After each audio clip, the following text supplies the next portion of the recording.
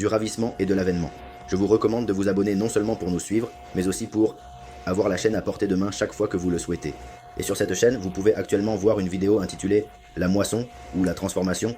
Cela a à voir et j'explique déjà en profondeur plus que ce que je vais faire maintenant. Ce que l'on appelle le ravissement dans le christianisme ne va pas se produire comme ils le disent. Dans la plupart des cas, ils disent que cela va se passer avant les 7 dernières années. Ce ne sera pas le cas. Dans la plupart des cas, ils disent que cela se produira là où se trouve la personne. Peu importe où elle est dans le monde, si elle est dans un avion, elle disparaît de là. Les Écritures ne disent pas que cela se passera ainsi. Les Écritures révèlent en réalité que cela se produira à la dernière trompette. C'est quelque chose que les chrétiens savent aussi, mais ils l'interprètent différemment. La dernière trompette, dit Paul dans les Écritures, dans l'Apocalypse, nous voyons qu'il y a 7 trompettes. La dernière de ces 7 est évidemment la trompette à laquelle a lieu la moisson, où les élus seront recueillis ou enlevés, comme le dit Paul. Nulle part il n'est dit raptés, mais bien enlevés. Alors ils seront enlevés comme Enoch et Élias l'ont été aux cieux en un clin d'œil, en un instant à la dernière trompette, qui est la 7e, je le répète, et c'est au milieu des 7 dernières années.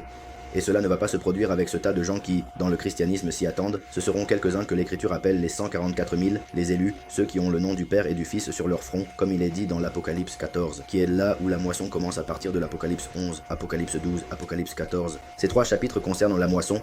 Même le début du 15 ne sera pas aussi nombreux que ce que le christianisme enseigne tristement. En effet, ils seront nombreux ceux qui devront mourir, qui sont les raisins jetés dans le pressoir de la colère dans l'Apocalypse 14, mais qui ensuite, par la miséricorde, ressuscitent et sont justifiés. Car s'ils croyaient en le Messie, même s'ils ne confessent pas son nom et n'acceptent pas la marque de la bête, ils ont dû passer par la mort. Matthieu 24, Luc 17 et Marc 13 utilisent généralement le verset qui dit que l'un sera pris et l'autre sera laissé, pour dire que ce sont ceux qui seront enlevés lors du ravissement, comme on l'appelle dans le christianisme. Mais quand on lit attentivement, et je recommande de consulter celui de Lucas, car il est plus ordonné, nous voyons qu'il y a 3 personnes, l'une à qui Joshua dit de fuir quand ils verront l'abomination désolante à l'endroit où elle ne doit pas être, c'est-à-dire quand ils verront le faux Messie déjà manifesté dans le monde, fuyez loin du travail ou loin de la maison, c'est-à-dire loin de l'endroit où ils le chercheraient normalement, car cette nuit-là, dit le Messie, l'un sera pris et l'autre sera laissé, 2 seront dans un lit, l'un sera pris, l'autre sera laissé, 2 seront en train de travailler, l'un sera pris, l'autre sera laissé, mais il avait déjà dit, de l'un qu'il devait fuir, puis il a dit qu'il y en avait 2, l'un est pris et l'autre est laissé. Lorsque les disciples lui demandent où seraient emmenés ceux qui sont pris, ils comprennent que ceux qui ont fui vont bien s'en sortir parce qu'ils ont obéi,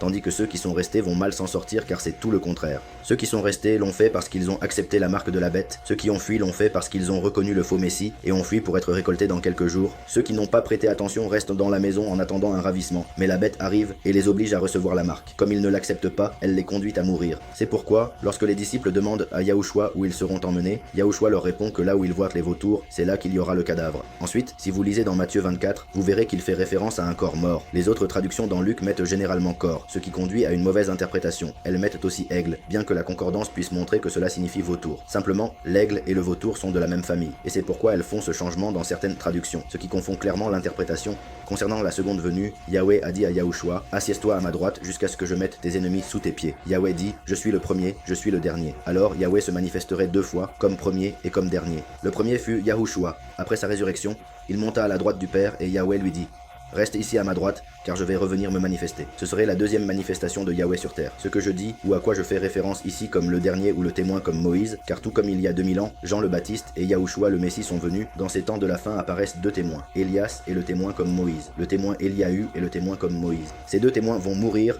ressusciter et ascendre aux cieux, alors Élias est venu avec le Messie, et maintenant il vient avec le dernier Yusand. Le premier et le dernier, ainsi qu'Élias, constituaient les 2 ou 3 témoins pour accomplir ou confirmer toute vérité.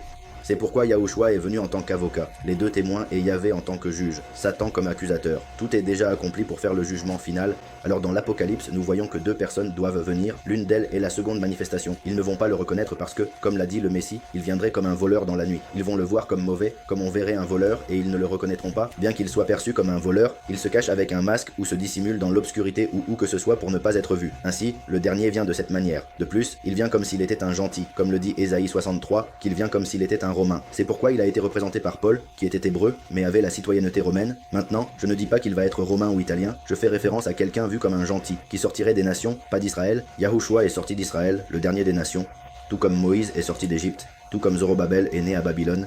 Alors, après que les 2 témoins de l'Apocalypse 11 aient été tués, l'Apocalypse 14 recueille les 144 000 lors de ce qu'on appelle le ravissement, puis vient combattre dans la guerre d'Armageddon à la fin des 7 dernières années, contre le faux Messie, pour le vaincre et établir enfin le royaume sur la terre.